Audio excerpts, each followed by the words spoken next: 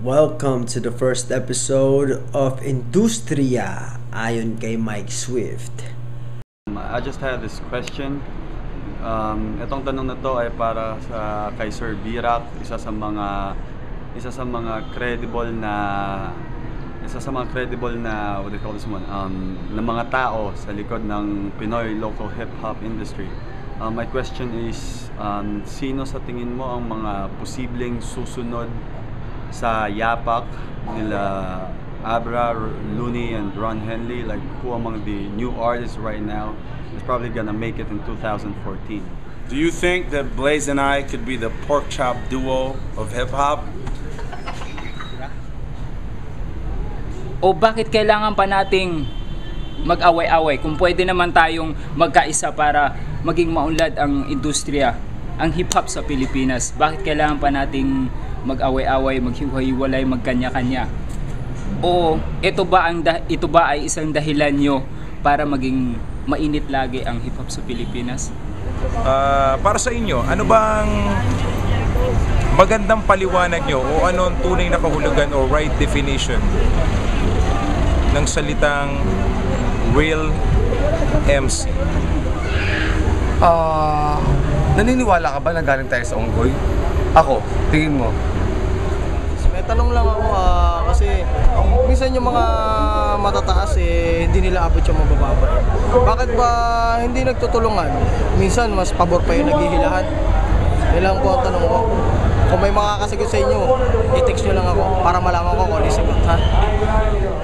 This is for Boom Dayupay, Sir Boom Dayupay. Magtatanong na ako, is there, what happened to Urban Mix? And the question is there gonna be another season next year of Urban Mix? Are we like waiting for something that's gonna be special about Urban Mix? Or maybe, I don't know.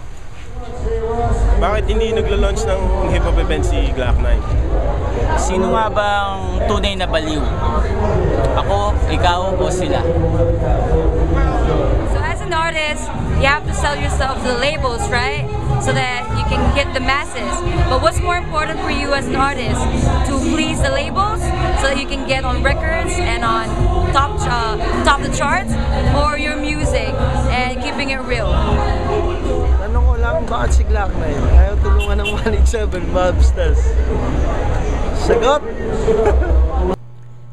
At sa unang episode ng Industriya dito sa urbanpinas.com, ang nakapili ko pong pag-usapan ay ang tungkol kay JD na ex-manager ni Looney, na con artist, sinungaling at magnanakaw. Gusto ko lang po ninyong malaman kung bakit ko nasabi na siya ay magnanakaw. Halos milyon pesos na daw sa pagkasabi sa akin ni Looney. At ako naman ay isang sundalo din ng ating kultura na hindi papayag na may magsamantala sa aking kaibigan at ating kapatid dito sa ating ginagalawang mundo ng hip-hop na ating pinaghirapang paunladin, pero ngayon ay ninanakawan at pinagsasamantalahan ng magnanakaw na kagaya ng ex-manager ni Looney na si JD, na may hawak na media mogul na nagpapatakbo ngayon ng riot. So yung article na ito ay hindi po para awayin ko si Crazy Mix. Ito po ay para kami magkaunawaan dahil meron din po kaming kumbaga nangyari nung panahon nung siya'y kasama sa Blind Rhyme at sinuportahan niya si Denmark. Gusto ko lang pong ipakita sa kanya at ipaalam na hindi ko pa kayang awayin siya. Gusto ko'y magkausap din kami at magkabati kung meron mang galit siya sa akin. Wala akong galit sa kanya, pero gusto ko ring ilatag ang mga ilinatag ko, sinulat ko, lalo na nagmula sa sabihin natin ay konting comments sa Facebook. Sagutin ko lang ang mga tanong ni Crazy Mix. Sinulat niya sa akin dito sa Facebook. Ang sabi niya ay, Sir Mike Swift, bakit lagi ako pinapansin nyo? Ako lang ba umalis sa Blind Rhyme? Di kita magets. Ginagawa mo akong bata. Bakit di mo sabihan din mga kasama kong umalis? Wala akong shit sa'yo, kaya di ko alam problema mo sa akin. halata na ang estilo niya'y bulok. Sir Mike Swift, bakit lagi ako pinapansin nyo? Ako lang ba umalis sa blind rhyme? Una muna Crazy Mix, hindi ko alam kung bakit mo nasabi yon na lagi kitang pinapansin. Ang alam ko, nagsulat lang ako sa iyong comment space ng parang may sinabi ako na pero dati mahal mo siya. Tapos linagay ko lang pinost ko lang yung music video ng May Sayad. At yun naman pinarating ko lang sa iyo kasi tinitira mo masyado si Denmark at saka yung mga bata na naka-blind rhymes sign, ganon. Parang pinapaalam ko lang sa iyo o kung sa lahat na nung panahon naman ikay ganon din. At ang pruweba niyan ay nadoon mismo sa music video ng May Sayad. Siguro ginawa ko yun kasi hindi problema ang meron ako sa iyo. Meron lang akong gustong iklaro.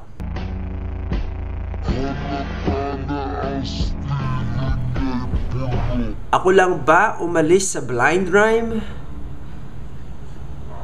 Oo, hindi ikaw lang umalis sa blind rhyme.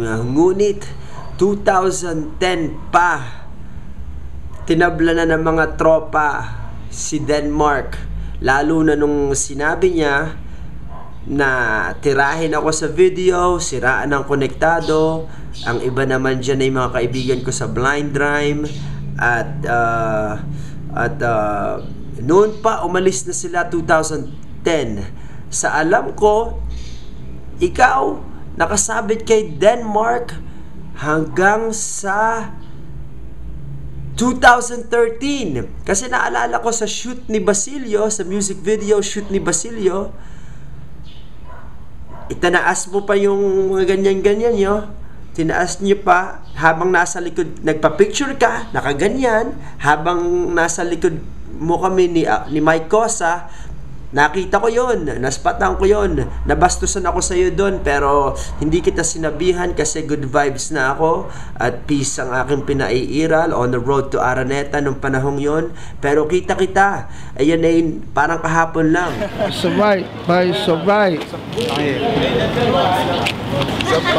Saway, you're late. I'm never late, bye. It's okay, I'm here. What's up, bye? What's up, man? How's everything, man? What's up, guys?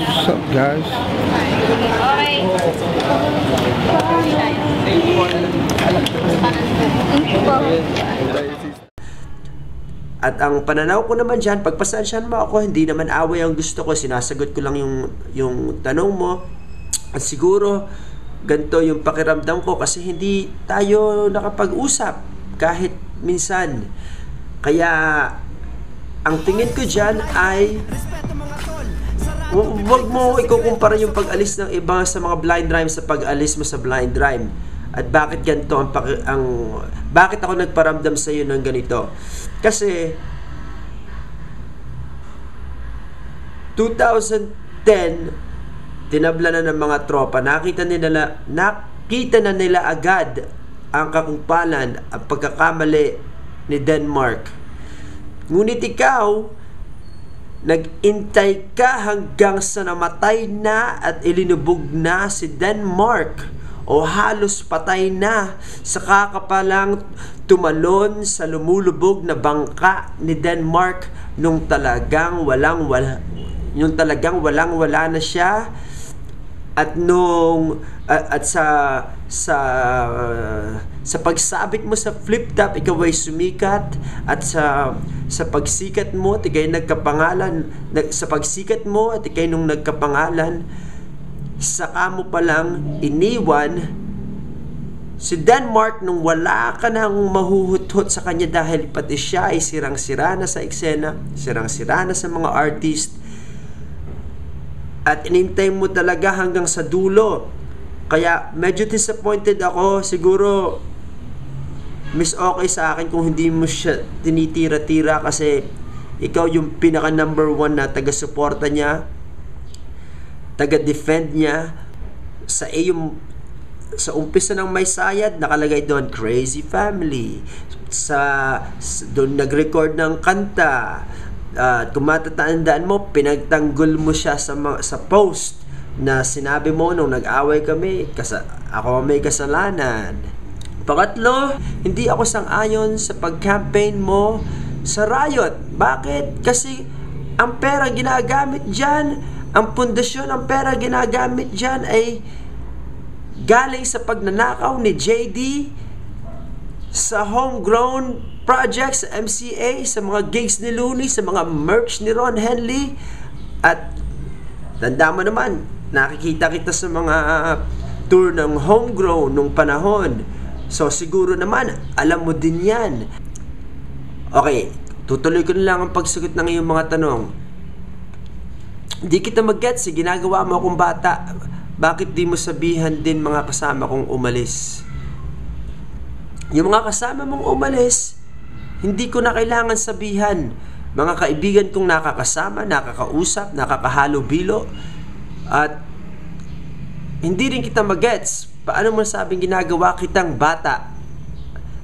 Kasi kahit bata, nakausap ko, kaibigan ko, hindi ko sila tinatratong bata. Patas lang, pantay lang, tao sa tao, with respect. Ni minsan hindi mo ako kinausap. Sa dami nangyari. Yo, what's poppin', dog? You hear me? I'm alright, dog. Just chilling right now. About to get some pants Cantone. Got a little good lacerations, stitches here. I got a hole here, hole here, hole here, hole here. I'm gonna get stitches in 4 places. I don't know if you noticed, but I got a broken nose. You see, I can feel the bone moving. You know what I'm saying? What? Get down! What? Get down! It's only hit me a few times, but I ate them shits. You know what I'm saying? How many of us compared to how many of them? I was like 15, 20 of them, just me and Mike Sweet. You know what I'm saying? Blood like blood. You see, I got blood everywhere. And, you know, there's stitches there, stitches here, stitches there, stitches there, stitches there, you know what I'm saying? Get down! What? Get down! What? So, you know, yeah, we right here, though. I'm alright, you know what I'm saying? Got a broken nose, I don't know if you noticed, but my nose is a little broken, but what can you do? It's like 15 people with weapons, and it's just me, Mike Sweet, you know what I'm saying? So, and whoever got my hat, I want my hat back. You know what I'm saying? I want my hat back. You can keep the watch, it's okay. You can keep the roller. I just want my hat back, you bastards. Fucking bastards. Ni minsan hindi mo kami kinausap. At kung matatandaan mo, ang nangyari kay Puting Kalabaw at sa akin sa Flip Top, hindi naman basta-basta yun. Hindi ko basta-basta nakalimutan yun. Bakit? Kasi siguro isang tama kay Jehan sa maling parte ng ulo o utak, posibleng siya'y nakomatos o napatay. Hindi basta-basta yun. Bali yung ganto, 5 tama sa ulo, pasa-pasa sa braso, sa binte, sa hita, pinaghahampas ng bakal na yon. Kung kasamahan mo yon o kapamilya mo yon, matutuwa ka ba? O sabi mo, pinagtatanggol mo, pues salamat. Salamat at pinagtanggol mo pala yung lagay na yon. Na hindi kita pinagtitripan, tol. Gusto ko lang maklaro at hindi kita tinatratong bata. Sabi mo, people make changes for the better. Kaya hindi lagi ang pinaglalaban ng isang tao hindi magbabago. I like that. I agree. People make changes for the better. I can respect that. I feel the same way. Papasalamat nga ako sa iyo, Mike Swift, na nakita ko ang totoo. Naiwan ko na yung baluktot na lakaran. Sabihan mo na akong hindi loyal, pero di ba pwedeng magbago ang isip dahil nakita niya ang mas tama? Okay, you're welcome. Natutuwa ako at first time kong narinig sa iyo yan na nagpapasalamat ka sa akin na nakita mo ang totoo at naiwan mo ang baluktot na lakaran. Pues, may sasabihin ulit ako sa iyo na totoo na sana iyo'y makita na baluktot din ang lakaran. Si JD ng media mogul na isang con artist kriminal na magnanakaw na ninakawan si Looney na halos 1 milyon pesos or more, na ginamit ang pera para maging pundasyon sa pinagkakampanya mo na produkto, samahan. Hindi mo ba alam na yan ay mga pangako din na ginawa niya nung nabuo ang Homegrown? Ang mga kasama ko sobra ng bigat, lumalaki ang ulo dahil sobra ng sikat. Dumadami ang tuso, may pera sa hip-hop, lumalamig ang puso, daming nagpanggap. Kanta na pang-ensayo laban sa nagtangka, agawan ng kasino at alunin ng bangka. Hindi mo ba alam na pagpasensyahan mo na ako, tol, kung ang pakiramdam ko dyan ay parang siya ang bagong mong Denmark. Siya ang bagong mong Denmark. Alam mo na masama ang ginagawa, baluktot ang ginagawa, pero sinusuportahan mo pa rin hanggang ngayon, pinagkakampanya mo, pinagmamalaki mo, kahit alam mo na magnanakaw, kupal ang mga ginagawa at lahat, dahil sinasabi ko na ito sa'yo. At pwede kong hukayin, interviewin ang mga tao na nagsabi sa mga palpak na ginawa ni JD nung panahon. So mag-iintay ka pa bang pagsamantalahan ng mga kapwa nating kapatid, maagabyado pati ikaw at ang mga kasamahan natin sa industriya bago mo siya iwanan ulit? Mag-iintay ka pa ba ng 3 taon kagaya ng ginawa mo kay Denmark? At huwag mo sasabihin na salamat sa akin, nakita mo ang totoo, kasi 2010 pa lang pinakita ko na sa iyo ang totoo. 2013 ka umalis.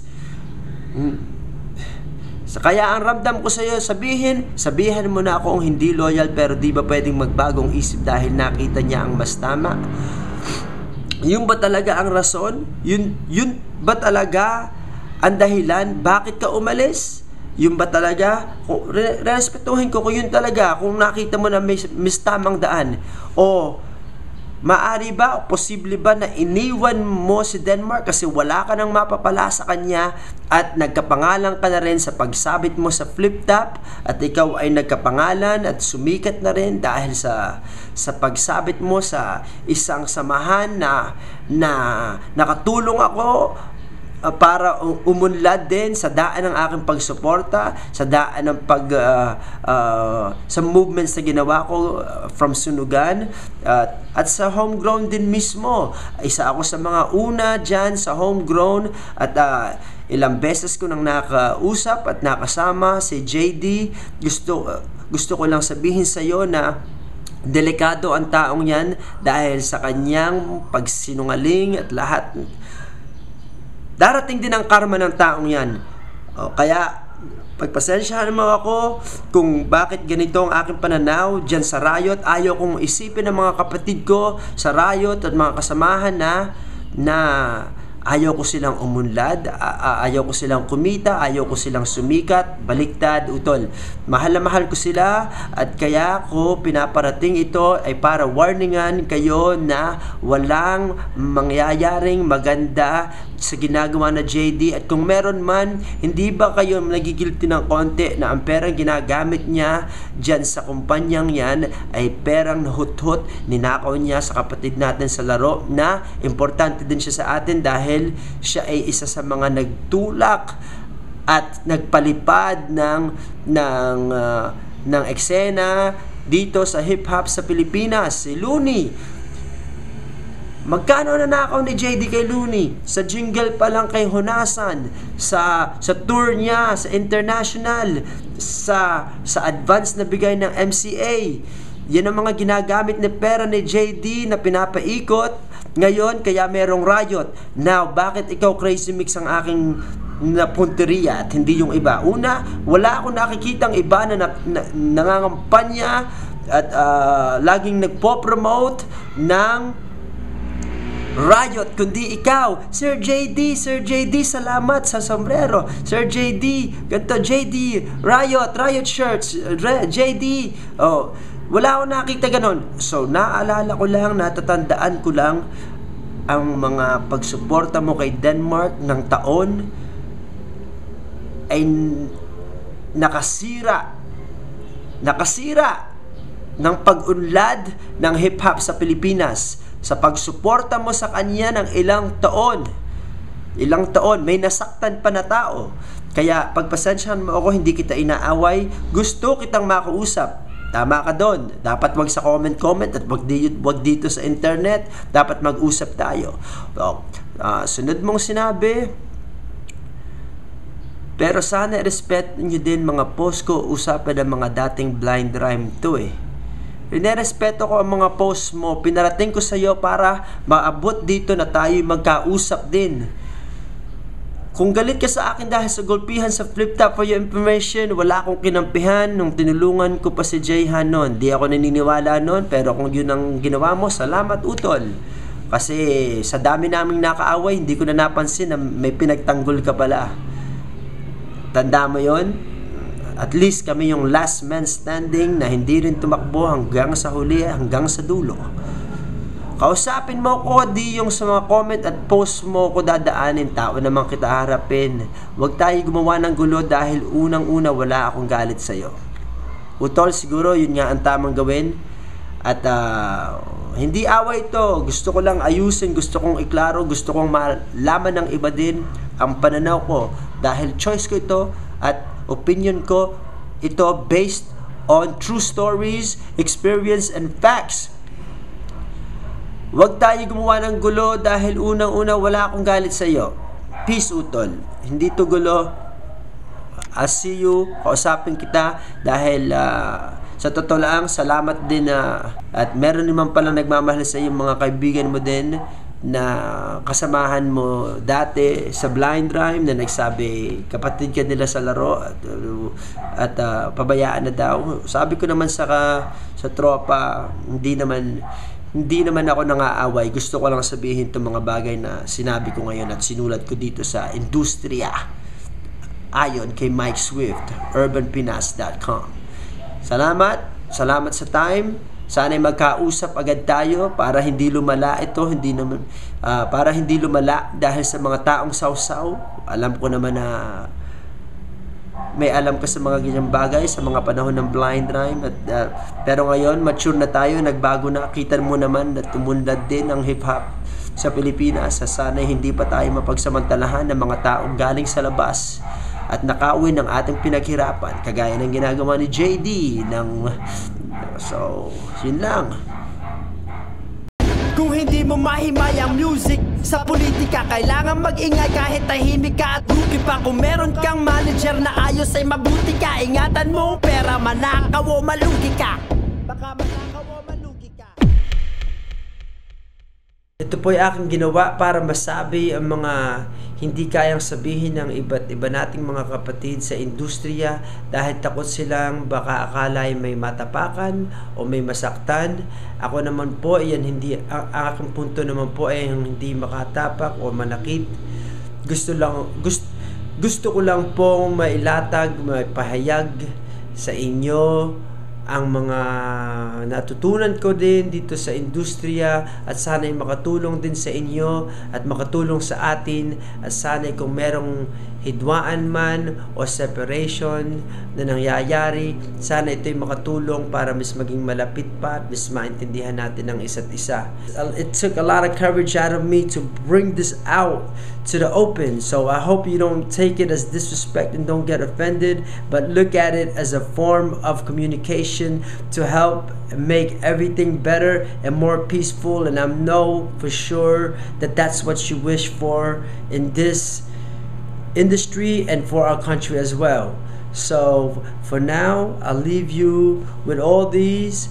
Thank you for being here, and I appreciate urbanpinas.com for giving me this outlet for me to voice out and for encouraging me to do what I do and explain and share some of the things that I had come across in my experiences throughout the years in the industry of hip-hop in this world, especially for Pinoys. Thank you, urbanpinas.com.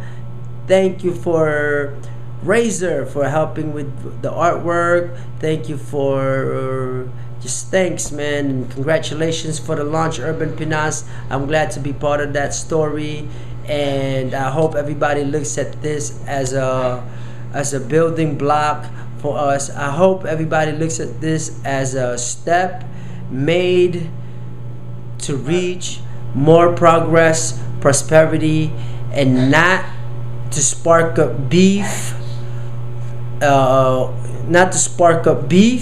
or friction that will not help escalate the level of success hip-hop can attain in this country or for the world in that matter.